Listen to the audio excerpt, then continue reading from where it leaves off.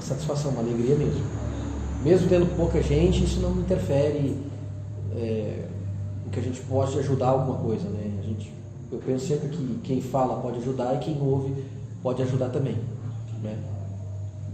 Então, o que eu gostaria de falar com vocês hoje, trazer uma palavra para vocês hoje, o que Deus me inspirou, eu já falei também isso aqui há algum tempo atrás. Então, aqueles que escutaram, vão escutar de novo, né? Que foi um assunto que eu falei lá em Sorocaba não, Ponta Grossa. Se não me engano, foi por volta do final do ano passado, ou foi por volta de janeiro, eu não lembro agora. Foi esse final do ano e o começo do ano, que eu falei sobre proselitismo. É um assunto que eu gosto desses assuntos que tudo que envolve início, eu gosto, me chama a atenção. Então eu gostaria de dividir com vocês um pouco esse pensamento. Convido vocês para nós lermos a palavra que está em Mateus, capítulo 23, versículo 15, que diz o seguinte: São Mateus, capítulo 23, versículo 15.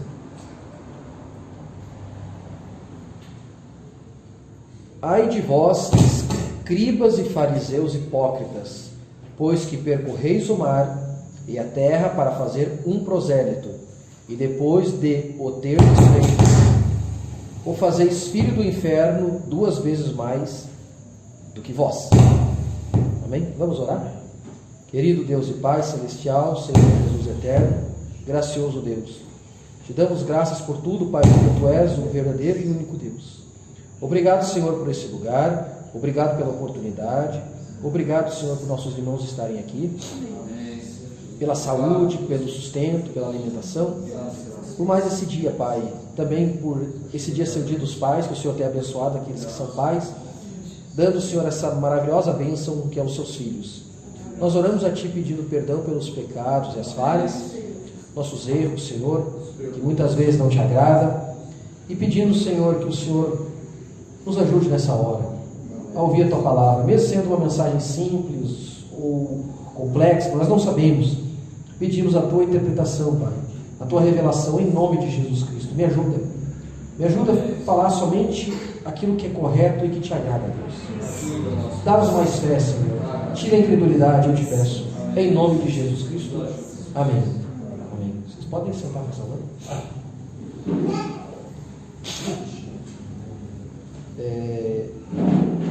Aqui nós vemos aqui no livro de Mateus,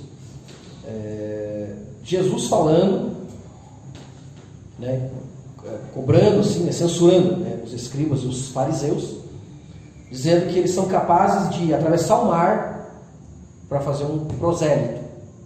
E quando eles fazem dele, ou vamos dizer, convertem esse prosélito, ele se torna 2 vezes mais filho do inferno do que eles mesmos, do que os que converteram. Bom, para a gente entender isso aqui, fica meio assim, a gente lê, não, o que Jesus está querendo dizer e tudo mais.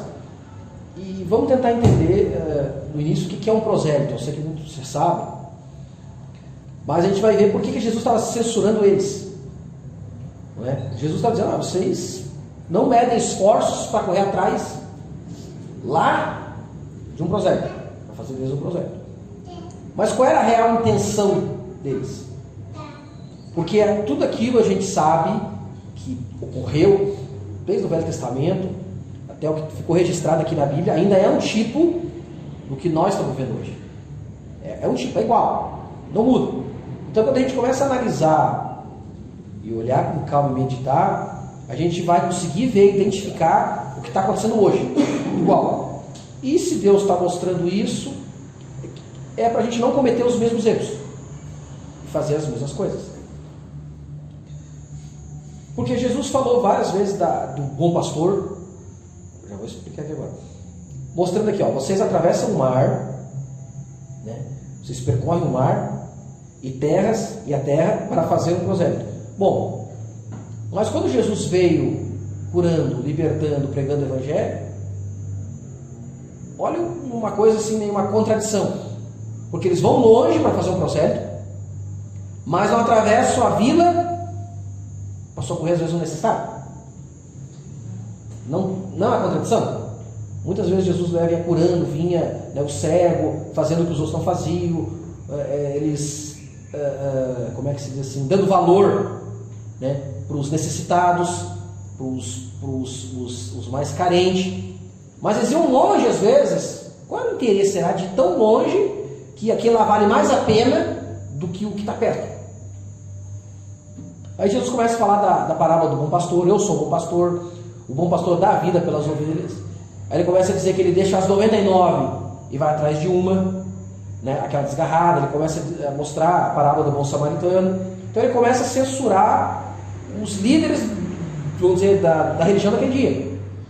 Olha, aí a gente começa a entender, pelo que a gente vai mostrar aqui, por que eles atravessavam tão longe para aquela pessoa, mas não tinham coragem de ir perto para os seus, vamos dizer assim. Então a gente começa a ver que tinha algum interesse por trás. Tem interesse em correr grandes distâncias e fazer um sacrifício. E aqui é o que Jesus está dizendo, ó, vocês fazem prosélitos. Vamos entender aqui o que é um prosélito, então. O que significa, segundo o dicionário, segundo essa palavra grega, o que quer dizer um prosélito? É uma pessoa que foi atraída e que se converteu a uma religião,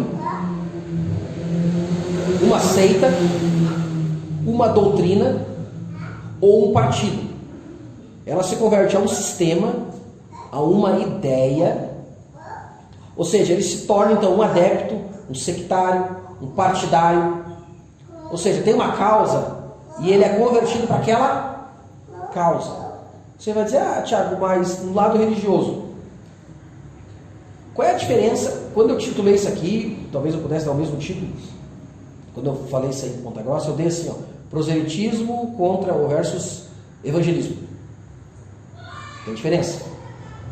Os atos, as obras, é a mesma coisa, mas o objetivo é diferente. E é isso que Jesus estava criticando. Nós olhamos agora aqui, vocês fazem prosélito, vocês não vão evangelizar ele. Tá certo? E quando vocês convertem ele para a doutrina de vocês, para a seita de vocês, para a religião de vocês, ele se torna 2 vezes pior do que vocês. Quer dizer, 2 vezes mais filho do inferno que vocês. Em outras palavras, Jesus está dizendo, vocês são filhos do inferno. Mas ele é pior que vocês. Se torna pior que vocês. Então, tu começa, peraí. Já existia isso naquele tempo? Já existia. Então, o que é o proselitismo religioso? É um esforço contínuo que se faz para converter alguém, fazendo com que essa pessoa ela pertença a determinada religião ou seita, a sua doutrina ou catequese. Vem para a minha doutrina, vem para a minha religião, vem para a minha igreja, vem para aquilo que eu creio. Tu começa a entender que é a mesma coisa que o evangelismo. Só que o evangelista tem um objetivo diferente. Né? Tanto que nessa mensagem aqui, o Evangelismo do Tempo do Fim, Mombrana mostra isso. Então, eu quero pegar essa parte que Jesus falou, e quando começou o livro de Atos, os Atos dos Apóstolos, que ali teve o início de tudo, mas já existia isso no tempo de Jesus. E vocês tenham em mente que o ministério de Jesus, o ministério do Filho do Homem na Terra, foi igual ao do Mombrana, o ministério do Homem Só. Ora, se o ministério de Jesus foi paralelo ao do Mombrana, e o livro de Atos, então, é paralelo ao nosso, que é depois de Jesus, que é depois de Mombrana. Correto? É simples assim. Bom, e o Mombrana criticava as religiões do dia. Olha, vocês fazem deles assembleiano, vocês fazem dele batista, vocês fazem dele metodista, vocês trazem o crente para a igreja para defender a bandeira de vocês. Vocês não fazem dele um cristão. Então tu começa a entender que as igrejas, os líderes do dia, faziam proselitismo e não evangelismo. Porque o evangelismo é bem diferente. Aí o governo começava a falar, olha o que você tem produzido.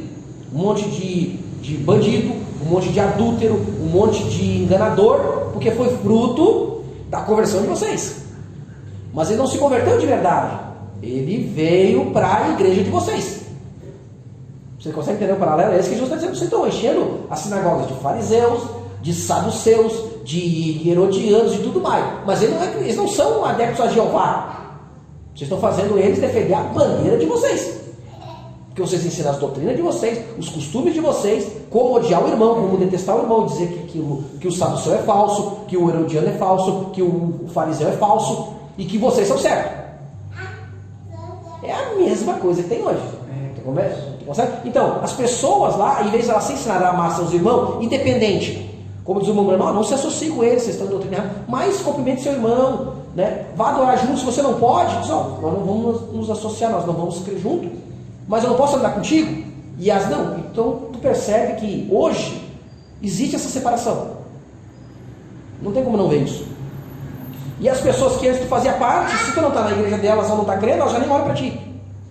Não deveria. Porque então tu vê que o sistema que traz o adepto ainda é o mesmo espírito.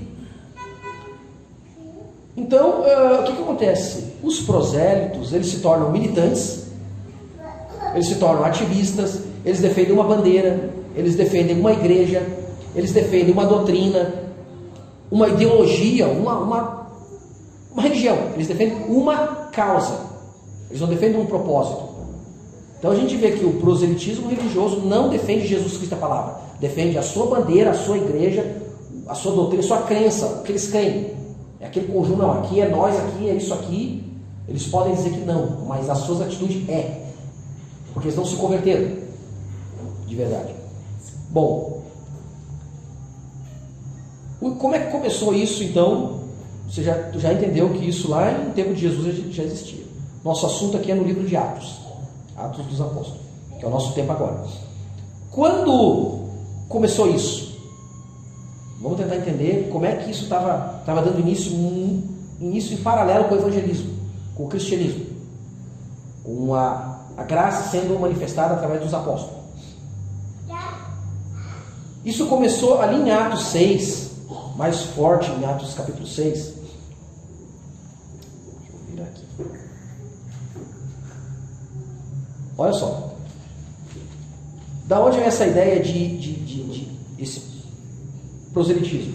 Quando começa ali em Atos capítulo 6, a instituição dos diáconos, que é tão famoso, vocês já sabem, que diz ali que crescendo naqueles dias o número dos discípulos, houve uma murmuração dos gregos contra os hebreus, porque suas viúvas eram desprezadas no ministério cotidiano. Tá, e ali Pedro então diz ali: escolhei, pois irmãos, dentre vós 7 varões, dizendo para a igreja, escolham, apresentem 7 varões de boa reputação, cheios do Espírito Santo e sabedoria, aos quais constituímos sobre esse negócio de cuidar desses assuntos aí. E nós perseveraremos na oração e no ministério da palavra. E este parecer contentou a toda a multidão. Toda a multidão. Então era muita gente. Então tá certo. Vamos escolher homens aqui que vai cuidar desses assuntos políticos, assuntos civis, assuntos domésticos, e deixa os discípulos cuidar da palavra. E pareceu que contentou toda a multidão, e elegeram Estevão, homem cheio de fé e espírito, Filipe, Prócoro, Nicador, Timon, Parmenas, e a Bíblia diz ali, e Nicolau, prosélito de Antioquia. Então a Bíblia está dizendo que entre os diáconos e pessoas eleitas para cuidar desses assuntos, um deles era um prosélito. Então, ele é um prosélito. Não foi convertido, ele era um prosélito. Alguém trouxe ele para aqui para a igreja ali, naquele tempo, Jerusalém. Alguém trouxe, lá de Antioquia. Veio de Antioquia. Agora, quem fez desse Nicolau esse prosélito? E qual o interesse? Qual o objetivo? Quando tu vai estudar, então, a igreja de Antioquia, estudar a história, Mumbrella fala muito pouco sobre Antioquia, a Bíblia também ali. Mas uma das características, tu vai entender, alguém trouxe ele, lá de Antioquia, não, vem para nossa, aceita isso aqui e tal, trouxe, ou seja, não foi com os reais objetivos de nascer de novo. Foi para algum? Não. Vem para a nossa igreja, pertence à nossa igreja aqui. Aí os problemas começaram e ele foi escolhido como diácono. Aí tu vê que o erro da igreja, embora eles disseram, escolheu homens cheios do Espírito Santo e sabedoria. E foi a igreja que escolheu esses homens. Escolheram certo? Escolheram Estevão, que a gente sabe, escolheram Filipe, fizeram grandes obras, tanto que são os grandes evangelistas, a gente vai ver. Mas escolheram errado também, um prosélito. Olha, o que o prosélito vai fazer? Ele vai fazer proselitismo. Isso é lógico. Ele foi um proselitado, vamos dizer assim, ele foi convertido dessa maneira, ele vai fazer isso. Então tu observa que ali no livro de Atos deu início, tinha o verdadeiro evangelismo, mas tinha proselitismo, e andava em paralelo. E foi o proselitismo que começou a falsa vinha. Não foi o evangelismo. Mas os dois dotados de dons, as duas linhas dotadas de dons, as pessoas que tinham esse dom de evangelizar, de poder que Deus deu, realmente os dons estão ali. Só que o objetivo de cada um era diferente.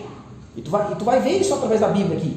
O objetivo era diferente. Um queria trazer para a sua igreja, o outro queria trazer para Cristo. Um queria encher a igreja, o outro não, o outro queria levar a salvação. Depois vamos ler o que o Mombrana fala aqui. Mas então fala que ele era de Antioquia. O Mombrana fala assim na mensagem As 7 Eras da igreja, a igreja de Éfeso, na página 32. Pregado em 5 de dezembro de 1960. A cidade de Éfeso era uma das 3 maiores da Ásia. Começa a falar da cidade de Éfeso, né? Frequentemente ela era chamada a terceira cidade da fé cristã, Éfeso, sendo Jerusalém a primeira, de longe, a primeira, e Antioquia a segunda. Então ele mostra que Antioquia era a segunda cidade da fé cristã, muito grande naquele tempo dos apóstolos. Éfeso a terceira, Antioquia a segunda e Jerusalém a primeira. Aí começa a dizer que falando de Éfeso, era uma cidade muito rica, o governo era romano, mas o idioma era grego, né? Mas a questão é que tu vai estudar Éfeso e ir pela história, diz que Antioquia é uma cidade rica também, muito rica. E as pessoas lá tinham um bom padrão de vida. Aí tu começa a entender que Nicolau era de lá. E Jesus mostrou que eles vão longe, os fariseus vão longe, para fazer um prosélito.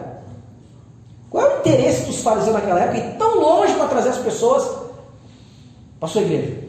E para os pobres eles não visitavam, muitos não ali perto. Então tu começa a entender que o interesse era ir longe para trazer aquela pessoa para a sua sinagoga, porque ela tinha talvez um capital, tinha grande influência, era por interesse. Então tu vê que não era apresentar a Jeová no tempo de Jesus. Quando chegou aqui no livro de Atos, tu vê que esse espírito não morreu, ele era um prosélito, e ele veio de Antioquia para Jerusalém, lá à distância. Não é mais fácil converter lá e ficar lá em Antioquia, porque depois tinha igreja em Antioquia. Não, vem para nós, para cá, para quê? Fazer mais número. Aí tu começa a entender que, quem sabe, Nicolau era um grande homem de posse, era um grande influente, alguém converteu ele por algum motivo, e a Bíblia está dizendo, ele era um prosélito. Foi convertido por alguém. Alguém fez essa obra, a Bíblia não relata. Ou seja, mostrando que ele não era um convertido de coração, de verdade, ele nunca nasceu de novo. Então tu já começa a entender que alguém queria prosélito, queria Nicolau na sua igreja por algum. E depois a igreja, tu vê que esses próprios que trouxeram ele, que elegeram ele para ser o diabo. Tu começa a entender o espírito político já dentro da igreja. Tá entendendo? Eu pergunto, não é o mesmo reflexo que a gente vê hoje? Né? Porque homens influentes, como diz o Mombrana, né, tu começa a perceber que quando eles começam a ocupar muitos cargos políticos dentro da igreja, né, ser diácono, ser de administrador, ser aquilo, só os bem de vida, o Mombrana, isso aí não é cristão, isso aí não é. Tu já começa a entender pura política. Bom, mas o que eu queria mostrar é que esse espírito nunca mudou. Embora a maioria das igrejas, dos irmãos que a gente fala, a gente vê esse tabernáculo, eles criticam o proselitismo, mas eles fazem o tempo todo. Tu pode mudar o tempo todo, não muda. Aí, nas 7 eras da igreja também, que o Mombrana aí pregou na mensagem de 54, aí, 12 de maio de 54, foi exatamente esse prosélito que começou toda a obra dos Nicolaitas.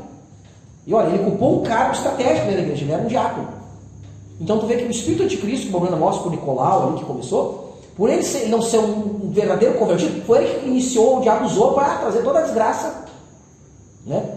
Por quê? Mas tu vê que já o espírito foi que alguém já colocou ele ali. Não, quem sabe você vai trabalhar para nós, alguma coisa, sei lá. O objetivo da igreja, do povo que estava ali, porque era um povo misto, né? A gente tem que ter em mente que naquele tempo Jerusalém, ali falando daquela igreja ali, não era 100% convertida, era uma igreja mista, sempre teve, sempre vai ter.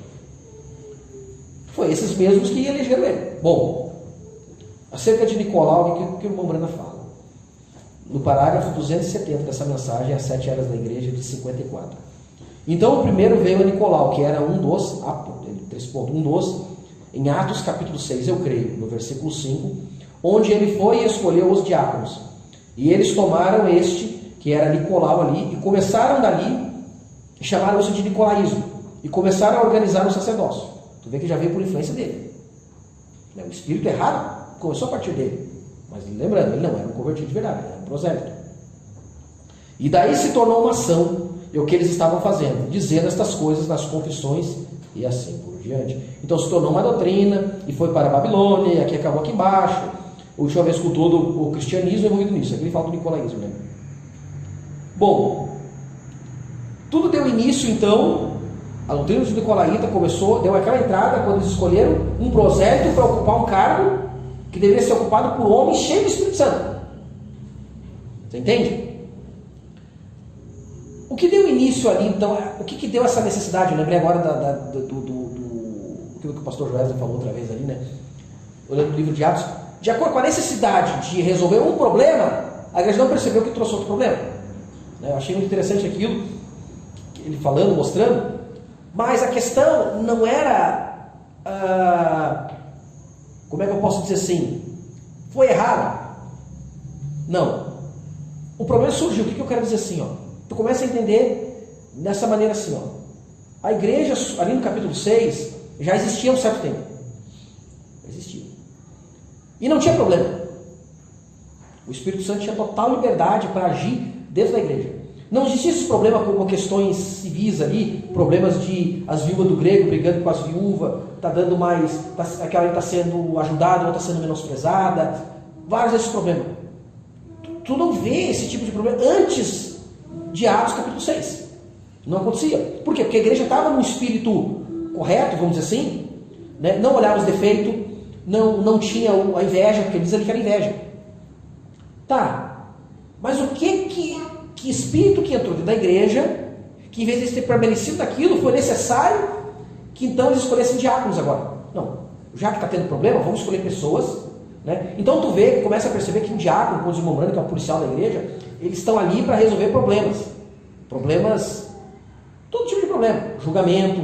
Um dia eu quero falar, vou fazer um trabalho sobre isso, né? Julgar os casos e tudo mais, não só as questões espirituais. Mas tu concorda comigo que se não tivesse problema, não teria diácono, não precisaria? Correto? Então tu começa a perceber que os diáconos, vamos botar assim entre parênteses, é para aqueles que causam problema. Que se não tiver problema, não precisa. Tá entendendo? O que eu quero dizer? Que antes da instituição dos diáconos, a igreja não tinha esses problemas sérios que precisavam de diácono para resolver. Mas alguma coisa, o espírito já estava entrando dentro da igreja, causando inveja, causando interesses, conflitos de interesses, coisa que eles não estavam mais com o coração puro, vamos dizer assim. Tá entendendo? O diabo já estava entrando, então resolveu escolher aquilo ali. Então foi a brecha que foi escolhido, e entre eles foi escolhido um prosélito, Nicolau, onde trouxe todo o nicolaísmo, a influência dele, vamos dizer assim, que começou tudo. Agora, quem botou ele foi a igreja. Por que eu disse que foi errado? Porque quando os apóstolos pegaram e disseram assim, ó, fizeram devidamente escriturístico, ó, igreja, vocês vão escolher. Não vai ser nós, vocês apresentem. Né? Agora, se eles tivessem, talvez, na minha opinião, jejuado mais, claro que é tudo, hoje a gente entende que era um plano de Deus. Mas naquele tempo, se eles tivessem jejuado mais, eu não sei como é que eles apresentaram eles foram lá e colocaram a mão sobre eles, né? Que diz ali, né? E eles apresentaram ante os apóstolos, e esses orando lhe impuseram as mãos. Né? É a escolha da igreja? É a escolha da igreja. Tá bom, então vamos orar por eles. Vocês querem, vocês aprovam eles? Porque ele diz que eles apresentassem homens cheios do Espírito Santo e de bom testemunho. A igreja, não, esse aqui. Mas tu já viu que já tinha uns na igreja? Não, vamos botar aquele lá, porque... Se talvez eles tivessem orado mais, tivesse jejuado mais, tivesse buscado mais, Deus ia falar, como falou. Não, ó, aquele lado não está com o Espírito muito bom. Está entendendo? O erro, então, foi da igreja, foi, talvez, pela necessidade que se precisava ali, e os apóstolos também erraram. No sentido assim, se eles tivessem buscado mais, eles iam saber, não, esse homem aqui não está com o Espírito bom. Mas a necessidade causou realmente essa... precisou isso, talvez, quem sabe, na pressa, ou já interesse, né? Não, vamos botar aquele homem lá que ele vai... E aí a gente sabe todas as graças que veio, né?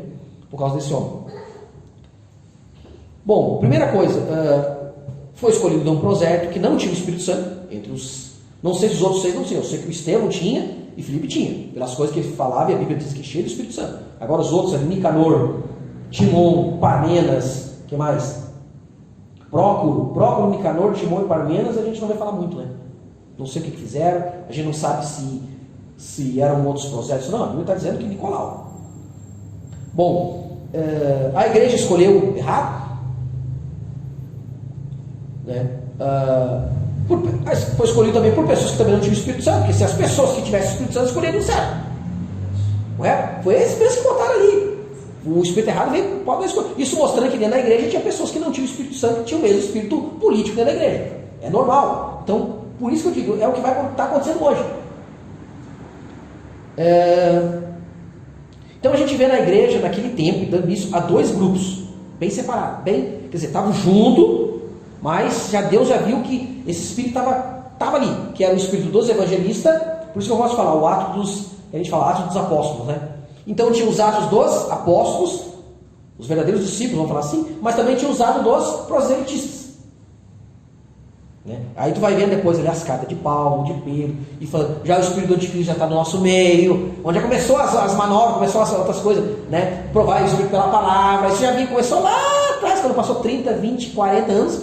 Aquilo que começou lá foi crescendo, cresceu muito. Já estava na igreja de Roma, né? E tu vê eles ensinando ali, não fazer acepção de pessoas, porque já tinha acepção de pessoas dentro da igreja, não desonrar honrar os anciãos, já estava desonrando os anciãos, né? Honrar o pai e mãe já não estava. Então tu vê que estava tudo.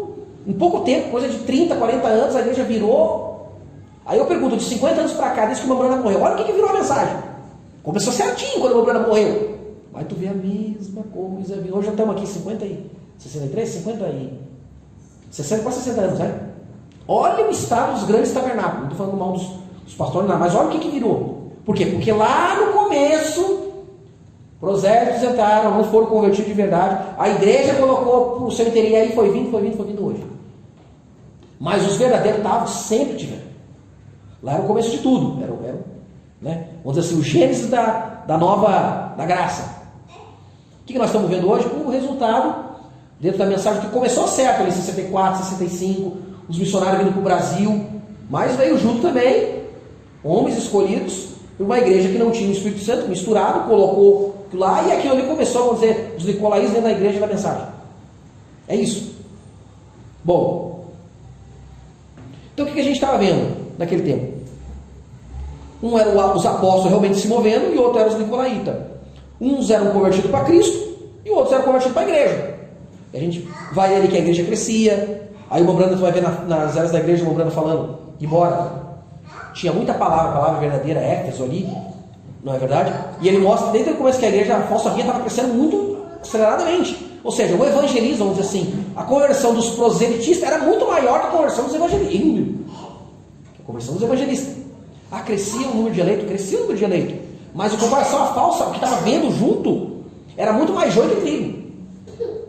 E o Rama sempre foi assim, né? Tá vindo, estão convertendo 1.000, mas desses 1.200 é eleito, 800 não era. Tá entendendo? Porque então eles trabalham, vamos lá mostra que eles trabalhavam muito mais. Eles superam o esforço, evangelismo muito mais. Mas o que a gente vem? Vem para a minha igreja, vem para a minha igreja. Não é para levar para Cristo. Vamos ler algumas características aqui. Olha só, na mensagem As 7 Eras da Igreja, o resumo das eras. Essa mensagem, aquela azulzinha ali. Aqui eu marquei 13, agora não lembro se é a página 13, o que é ali. Agora não lembro. O joio sempre prospera mais que o trigo, ou que qualquer outra planta cultivada. A igreja do joio cresceu rapidamente nessa primeira era. Claro, o negócio deles era número. Porém, a igreja do trigo também estava prosperando. No fim da primeira era, os atos dos nicolaítas estavam aumentando nas igrejas locais da falsa vinha. Tu entendeu como é que era o trabalho? Eles eram muito mais empenhados. E isto juntamente com acrescentar os esforços de difundir sua influência fora do seu próprio corpo de crente. Já não queria uma corpo local, queria. Sua influência foi conhecida entre a igreja verdadeira, porque homens como o venerável Policarpo estavam chamando o bispo, implicando este título uma reverência que não se encontrava na palavra. Também nessa era a igreja havia perdido seu primeiro amor. Aquele amor foi tipificado como amor entre o esposo e a esposa, no tempo de matrimônio e no tempo dos seus primeiros anos da vida conjugal. Houve um esfriamento daquele amor, um abandono. Aí Paulo falando aqui em Atos 20, né? Porque eu sei que depois da minha partida entrarão no meio de vós lobos cruéis que não culparão o rebanho. Versículo 30, né? Ali de Atos 20, versículo 30. E que dentre vós mesmos se levantarão homens que falarão coisas perversas para atrair discípulos após si. Então tu vê que esse espírito de lá do proselitismo é para nós, vem com nós, junte a nós, e vai crescendo, e vamos criar a maior igreja. O mesmo espírito de Nimrod, que começou, vamos influenciar os outros campos, vamos crescer, vamos fazer a nossa torre, vamos se mostrar aqui. Mas quem está indo lá nos campos, lá no meio das grotas, lá no meio do interior, para converter as pessoas, levar para Jesus Cristo? Ninguém. Mas vamos daqui lá, através do continente, né? Tu vê que é só para se mostrar, para fazer um nome, né? Eles não medem esforço. Então tu vê que mesmo quando Jesus disse, vocês estão indo lá na África, lá no Canadá. Aí eu me lembro daquilo que o Mombranda falou assim, né? Eu nunca me esqueço daquilo. Que ele fala assim, às vezes queremos mandar missionário para tal país, mandar missionário para tal estado, mas ele diz assim, mas vem cá, tu já evangelizou teu borracheiro? Tu já evangelizou o padeiro da tua rua? A tua vizinha? Por que tu vai tão longe para lá? E o da tua rua está cheio de gente aqui, ó.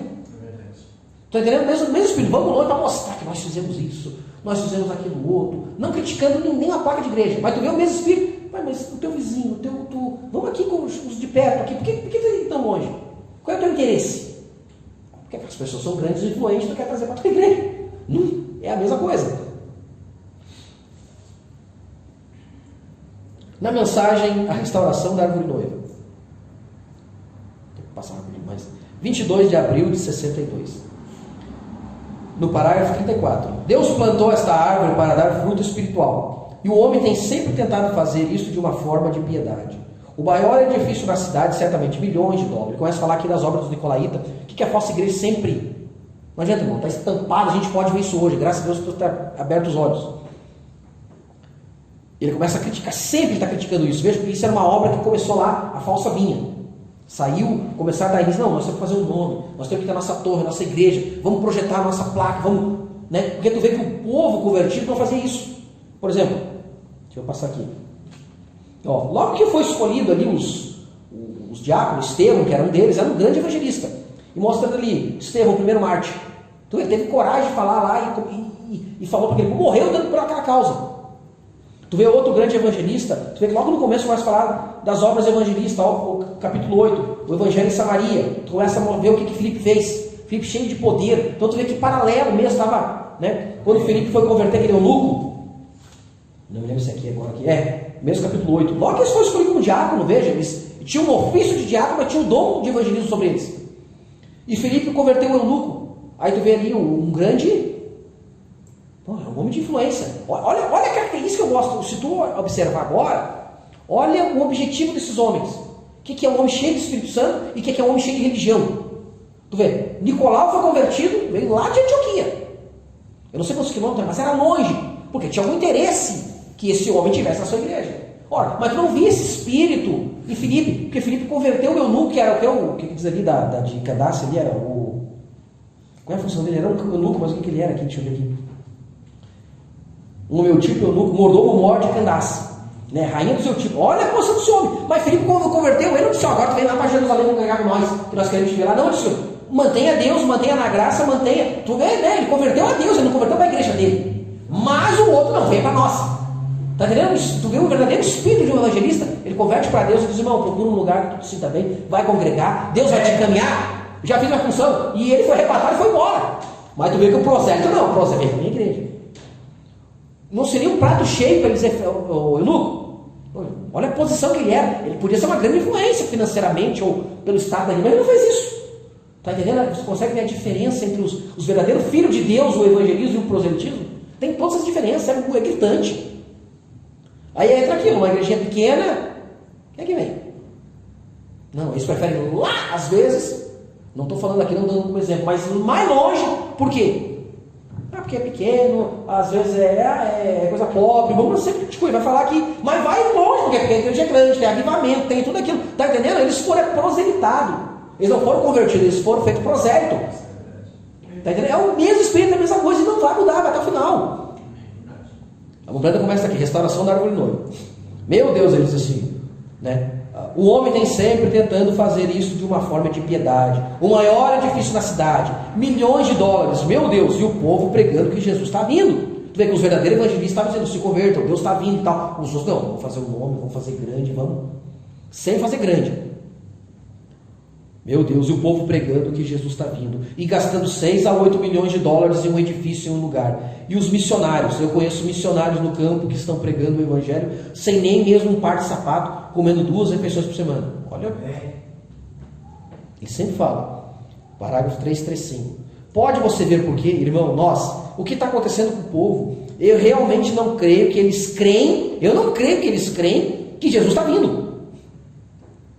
Olha só, eu realmente não creio que eles creem que Jesus está vindo. Suas palavras falam, bem, sua vida fala muito mais alto que as suas palavras. Bem, aqueles missionáriozinhos ali vieram em minha reunião sem sapatos, vestidos com calça velha, apertado nela assim, vivendo lá fora com pulgas, ameba, insetos e toda espécie de enfermidade e tudo mais lá. Suas pequenas velhas mãos gastas, cheio de amebas e tudo mais ali de pé, dizendo, você é Mombrana? Vieram procurar Mombrana, mas olha a pobreza deles, né? Agora os grandão. Mensagem Abraão restaurado. Como eu disse nesta manhã nas conversas, se um homem alguma vez vai a esses países e descobre a necessidade daquelas pessoas, então nós sentimos envergonhados de nós mesmos. E há homens ali pregando o evangelho, que nossas igrejinhas estão sustentando quantos podem. Alguns daqueles homens pregam o evangelho sem nenhum calçado nos pés. Isso é correto? Diferença de hoje, né? Carros na garagem, chácara e tudo. Não é nem para falar. Isso é correto. Missionários pregando o evangelho sem sapatos, talvez um pratinho de molho cerca de 2 vezes por semana, correndo pelas selvas, em todas as partes, tentando pregar o evangelho. E nós construindo edifícios de 6 milhões de dólares, como se fôssemos ficar aqui para sempre. E nós estamos pregando que a vinda do Senhor está à mão. Não faz sentido para mim. Eu não quero começar sobre isso, né? Ele começa a falar aqui. Estamos em outro assunto. Agora, ontem à noite, nos aproximando da palavra e tal. Então ele sempre criticando, peraí, botando nos prédios e tal, para quê? Para fazer um nome, uma placa, um nome, aqui a igreja do tal, fulano do tal, pastor tal, mas correr atrás dos necessitados não vai, a não ser quando tem alguma pessoa específica lá para a sua igreja. Demonologia e Espíritos Sedutores, tradução de Goiânia, pregado em 24 de julho de 55, parágrafo 55. Aqui outro dia, uma famosa denominação dos homens do Evangelho Completo de Kansas City, ou perdoe-me, em Denver, na convenção, estão construindo uma igreja de $1 milhão. Bicho. E milhares de missionários esperando por 50 centavos daquela mesma denominação para levar o evangelho aos pagãos. Ou seja, a igreja manda os recursos, se vira. Não libera os recursos para eles fazerem um trabalho para eles, mas libera recursos para levantar a torre, para projetar o nome do homem. Aí a igreja para, hoje nós estamos conversando de lugar. Ninguém pensa, nós vamos pensar, peraí, tem coisa errada. Ninguém se levanta e diz, não, mas o que é isso aqui? Para quê? Né? Não, mas porque nós queremos ser, o Mombrana fala, sempre queremos ser reconhecido como homem, fazer parte daquela igreja tal e tal e tal e tal. Mas não é uma coisa hipócrita. Ó, a própria denominação mandando missionário não sustentando, mas mandando milhões da sua igreja, porque é a igreja do pastor tal.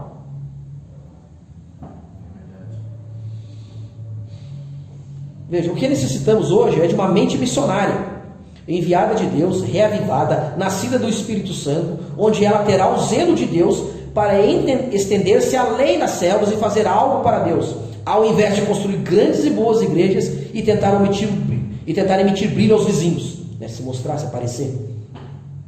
Mensagem às 7 eras da igreja, o resumo das 7 eras.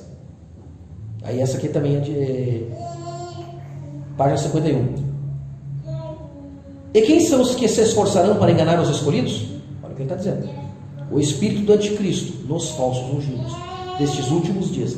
Esses seres falsos já têm vindo no nome de Jesus, clamando que têm sido ungidos por Deus para os últimos dias. Eles são os falsos messias, seres ungidos. Eles clamam que são profetas, porém são um com a palavra. Nunca. Porém são um com a palavra? Nunca. Eles adicionam aqui e tiram ali. Ninguém pode negar que o Espírito de Deus manifesta-se em dons sobre eles.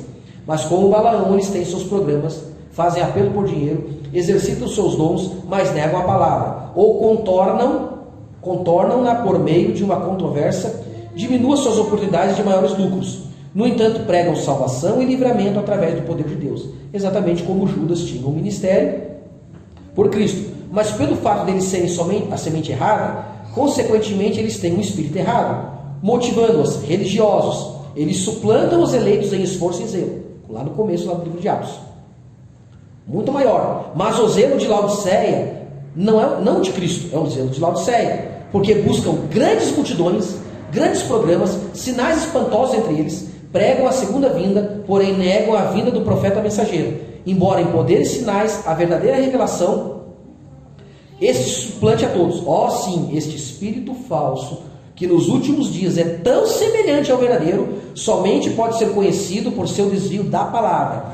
E quando se descobre que é a antipalavra, sempre regressa ao argumento que já explicamos como sendo falso. Nós estamos tendo resultado, não estamos? Então Deus deve estar conosco. Resumindo aqui, eu parei aqui, mas o que eu estamos enchendo a igreja, estão convertendo, tá bom, então Deus está com nós. Em outras palavras. Mas tu vê que ele sempre diz aqui, o esforço deles é maior. Encher a igreja é maior. É maior. Tu vê qual é o objetivo dos... São prosélitos, eles foram plantar a semente, não de evangelismo, mas do proselitismo. E eles vão, eu não acho um verbo para isso, uma palavra, vão proselitar, vamos dizer assim. Vão converter para a sua igreja. Não vai lá no irmão lá não, lá não tem a palavra, aqui é o certo e tal. É o mesmo espírito. Agora, na mensagem do evangelismo do tempo de fim. Agora que o irmão Branco fala. Pregado em 13 de junho de 1962. De novo ele fala das características dos... a falsa vinha dos Nicolaítas, aqueles que não foram convertidos, se tornaram prosélitos. Na parágrafo 154. O evangelismo do tempo do fim será a marca de Malaquias 4. Mas para quê? Para restaurar a fé das pessoas, a fé dos pais. Sim, Senhor. De volta ao quê? As pedras do fundamento. Amém. De volta tudo aquilo lá. Aí eu estou dizendo, estão mexendo nos fundamentos tal e tal. Não, a gente está querendo restaurar e ver como é que eles faziam. E eles não querem os fundamentos. Eles querem construir, querem telhado, querem tomar as bases, eles não querem.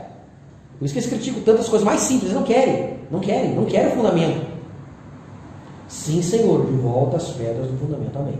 Parágrafo 5.5. Hoje os líderes estão dizendo novamente, números, membros, é o que eles querem. Estão caídos, estão acabados, estão envergonhados, fizeram um esculacho com essa mensagem, roubaram, adulteraram, fizeram de tudo, mas o negócio deles é mexer a igreja, para mostrar que Deus está com eles e que o número, não importa número. O Brando sempre criticou e continua dizendo. Hoje os líderes estão dizendo números, como diziam ali no tempo de Jesus, naquela dispensação. Jesus disse, ai de vós, escribas e fariseus hipócritas, que através conseguiram um membro. Quando vocês o fazem, ele se torna 2 vezes mais filho do inferno do que quando começou. E hoje eles gastarão bilhões de dólares e farão de tudo o que puderem para fazer mais um membro. E quando obtêm, ele se torna pior do que lá fora. É o que convertem em um hipócrita e permitem o homem fazer essas coisas. Ir para o mundo, dar risada, zombar do evangelho, esse tipo de coisa. Parágrafo 5.6. Os líderes desses dias estão dizendo outra vez, mostrando lá e trazendo hoje. O que os líderes de hoje estão falando? Números. Isso é tudo que conta. Membros, mais membros. Números, decisões. Agora se tornou uma palavra muito falada hoje, decisões. Eu gostaria que alguém fizesse uma decisão para servir ao Senhor, ao invés de se unir a uma igreja. Faça uma decisão, venha, coloque seu nome no livro, envie um punhado de gente lá e escreve, qual é o seu nome? Aí começa a dizer aqui. Mas hoje eles falam, parágrafo 5.4. Hoje eles falam, membros e decisões, tragam membros para a nossa igreja, tantos membros. Isso não é evangelismo no tempo do fim.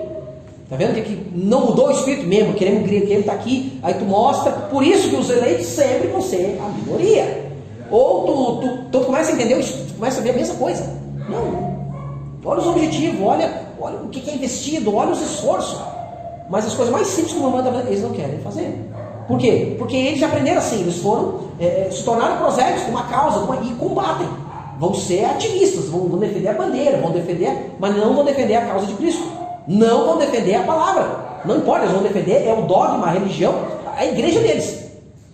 Uma coisa que eu percebi, uma vez o irmão falou para mim, e é verdade, ele disse assim, Tiago, eu tenho descoberto, dentro da mensagem, a mesma coisa, a gente aprende, mas parece que quando a gente acorda, que assim, tu vai ver que muitas vezes dentro da igreja, às vezes as pessoas vão blasfemar, e o irmão não vai repreender outro irmão. Às vezes conta piada, alguma coisa assim, não vem, mas se ele falar mal do pastor, meu Deus, ele vai, eu fiquei, não, é verdade. Então eu descobri que falar mal do pastor é guerra, mas falar de Deus, de Jesus, ele não defende. Entendeu? É uma coisa fora do comum. Então deu para entender como é que as obras, o que é? Só ler aqui uma última escritura aqui, eu gosto muito. Que, olha a contradição, essa aqui eu gosto demais. Quando a gente começa a ver essas coisas do Brando e vai para a Bíblia, teu entendimento é diferente, tu vê, nossa, como é que funcionava, e tu vê os mesmos espíritos, as mesmas coisas. Está em Atos capítulo 13. O discurso de Paulo na sinagoga de Antioquia. Olha lá onde saiu Nicolau, lá de Antioquia. Da Psídia. A oposição dos judeus. Ele foi anos depois lá, mas era de lá onde veio Nicolau, lá daquela região de Antioquia. Não seria mais fácil alguém ter convertido Nicolau e dizer, não, fica aí, não vai congregar, não. Vem para a nossa igreja, vem para cá, eu vou, sei lá, prometeram um monte de coisa para ele. Né? Porque ele já tinha influência, né? E partindo de Pafos, Paulo e o que estavam com eles chegaram a Perge da Panfilha. Mas João, apartando-se deles, voltou para Jerusalém. Eu vou resumir aqui. E saindo eles de Perge, chegaram a Antioquia da Psídia. E entrando na sinagoga no dia de sábado, assentaram-se. Entraram lá na sinagoga dos judeus. Paulo, quem mais é Paulo? Não sei se era só Paulo, que depois eu não sei se Barnabé estava junto aqui. Tá. E depois da lição da lei dos profetas lá na sinagoga, eles entraram lá e ficaram quietinhos. Aqui não diz aqui se eram os fariseus ou o que é aqui. Tá, depois que leram lá a lei dos profetas, ou seja, o ensino hebraico para aquele povo na sinagoga, lá na igreja, naquela sinagoga. Depois da lição da lei dos profetas, lhe mandaram dizer os principais da sinagoga, lá, os principais. Varões irmãos, tinha os visitantes lá, Paulo mais uns lá estavam visitando lá. Varões irmãos, se tendes alguma palavra de consolação para o povo, falai. Aí Paulo começa a falar, levantando-se Paulo, pediu um silêncio com a mão e disse, varões israelitas, os que temeis a Deus, ouvi. Ele começa a falar, Deus antigamente, por Moisés, e levantou isso e veio por Davi e falando. Aí ele começa a dizer até Jesus. Olha que interessante. Mas quem disse, irmãos, vocês dão uma palavra aqui? Aí Paulo disse, tá bom, vamos dar, vamos falar, do povo que está aqui. Versículo 38. Seja vos, pois, notório, varões irmãos, e por este se vos anuncia remissão dos pecados, falando de Jesus, né? E de tudo que pela lei de Moisés não pudesse ser justificado, por ele é justificado todo aquele que crê. Vede, pois, que não venha sobre vós o que está dito nos profetas. Vedes, ó desprezadores, agora começa já, ó desprezadores, e espantai-vos e desaparecei, porque espero uma obra em vossos dias, obra tal que não creis, se alguém vos lá contar. E saí dos judeus, mas eles falam, aqui a Bíblia corta aqui, ou seja, eles trouxeram a palavra depois que os judeus falaram a lei. Mas olha o que aconteceu lá na sinagoga lá de Antioquia. E saí dos judeus da sinagoga, né, porque os judeus rabinos ali, ficou o povo ali, né, os mestres, os professores, os pastores da sinagoga saíram. E saí dos judeus da sinagoga, os gentios rogaram que no sábado seguinte lhe fossem ditas as mesmas coisas. Não, fala sábado que vem aí de novo, fala. Gostaram? Tá bom. E despedida a sinagoga, muitos dos judeus e dos prosélitos religiosos seguiram Paulo e Barnabé. Barnabé estava junto. Os quais, falando-lhes, os exortavam que permanecessem na graça de Deus. Ou seja, está dizendo ali que tinha judeus na sinagoga e prosélitos. Ou seja, era uma sinagoga de judeu, mas tinha prosélito. Alguém converteu esses gentios para o judaísmo. Está entendendo? Ele está dizendo que era prosélito. Eles eram adeptos do judaísmo. E Paulo foi visitar lá Antioquia, que era a segunda, era muito falada, Antioquia tinha muitas sinagogas, tinha muitos convertidos. E aquele povo gostou da pregação. É diferente do que os rabinos estão pregando. Aí o que eles disseram? E Paulo disse, não gente, sai daí, porque essa igreja está errada e tal. Olha o Espírito, ele não disse sai da igreja. Ele disse, não, permaneçam na fé, permaneçam na graça de Deus. Ele não disse sai daqui da sinagoga, vem para outra lá, porque lá está certo, lá está errado. Tu vê o espírito de uma pessoa que não faz proselitismo.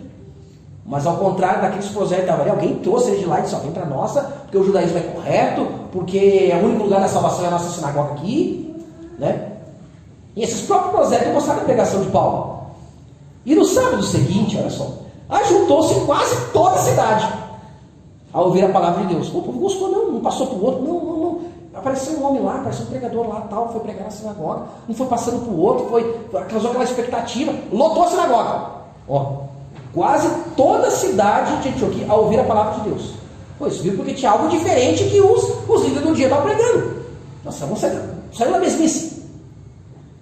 E no sábado seguinte, ajuntou-se todos. Então os judeus, vendo a multidão, encheram-se de inveja. Opa, agora já bateu a inveja. Porque, acho que se arrependeram até o último fio do cabelo, ter dado chance para eles falarem, né?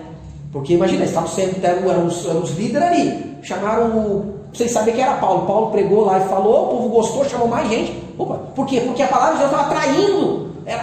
Ou seja, não estava mais. Como é que eu posso dizer assim? Não estava trazendo para o povo isso, não. Quantos, quem sabe, deixaram de ir na sinagoga porque disseram, de novo, só pensa a mesma coisa. Cadê a palavra de Deus? E eles trouxeram a palavra em poder, o povo, nossa, gostou.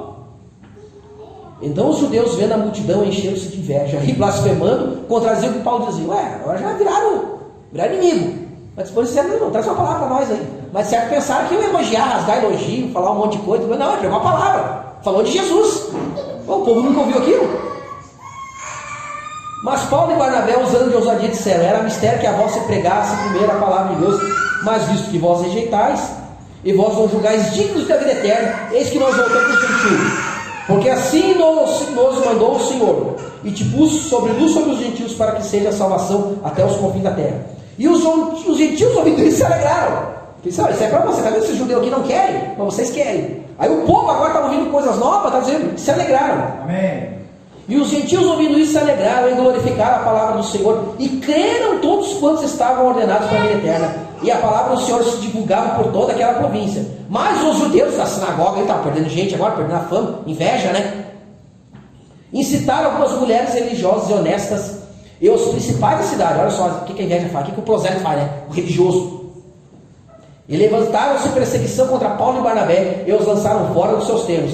Sacudindo, porém, contra eles o pó de seus pés, partiram para Icônio. E os discípulos estavam cheios de alegria e do Espírito Santo. Tu vê a diferença? O que é um prosélito? O que é um prosélito? Tem poder.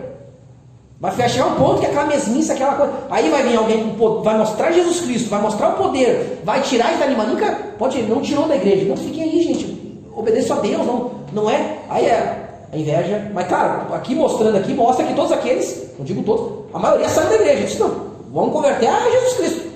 Está entendendo? E o que está acontecendo hoje? É a mesma coisa. Vai chegar no meio deles, vai mostrar Jesus, vai mostrar a palavra como é. A inveja vai comer, não adianta. E aí depois mostra outros lugares que eles foram apedrejados e Paulo morreu. A mesma coisa, entendeu? Mas então, irmãos, eu queria que eu pudesse ver isso, o que está acontecendo hoje, é o mesmo espírito, as mesmas características. Eles vão desprezar os pequenos, eles vão desprezar os menores, mas é aquilo. Evangelismo é uma coisa, proselitismo é outra. Amém? Então é isso que eu queria trazer para vocês, incentivar vocês aqui, queria mostrar que os discípulos se alegraram, sempre vão se alegrar, quando a palavra de Deus é verdadeira. E como diz o Mambrana, começou assim, vai terminar assim. Não adianta. Os judeus, vamos dizer, da mensagem, eles vão perseguir os gentios da mensagem, vamos dizer assim, aqueles que são, né? Por quê? Porque vai chegar o ponto que vai só aqueles ritual de sinagoga. Mas ali as pessoas com poder, demonstração de poder, e vão ser perseguidos. Vão ser perseguidos mesmo. Amém? Então, irmãos, era isso que eu queria trazer para vocês. Eu consigo ficar dentro de 1 hora, tá bom? Sempre peço a Deus que me ajude para não ficar muito pesado. Mas era isso que eu queria mostrar, né? O que aconteceu lá no começo? Proselitismo versus evangelismo. E é o que nós temos hoje. Proselitismo contra evangelismo. Não adianta. Vai até o fim. Amém? Então vamos ficar de pé e vamos agradecer a Deus. Senhor Deus, meu Pai, Criador dos céus e da terra, soberano Senhor, Rei de todo o universo, Senhor Jesus Cristo poderoso. Muito obrigado, Pai, por essa palavra que o Senhor tem nos trazido aqui, então nós podemos entender um pouco mais do que começou, Senhor. Que o Senhor nos ajude a nos manter na fé, Pai. Sabemos que vai ser difícil a caminhada. Tira a incredulidade de nós, Pai. Aumenta a nossa coragem, a nossa fé para continuar com ousadia, como aqueles homens do passado, Pai. Sabemos que nós enfrentaremos inveja, Pai, por causa dos opositores, Senhor. Porque não querem, Senhor, crer na completa palavra que o Senhor trouxe, Pai, o verdadeiro evangelismo. Nos ajude, Senhor, a ser verdadeiros evangelistas e não proselitistas, Pai.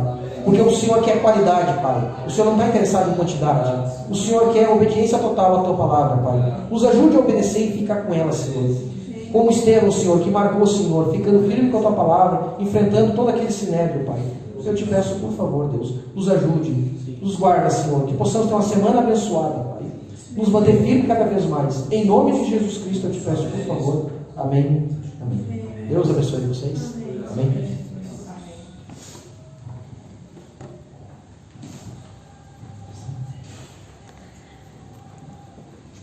Amém. Aleluia.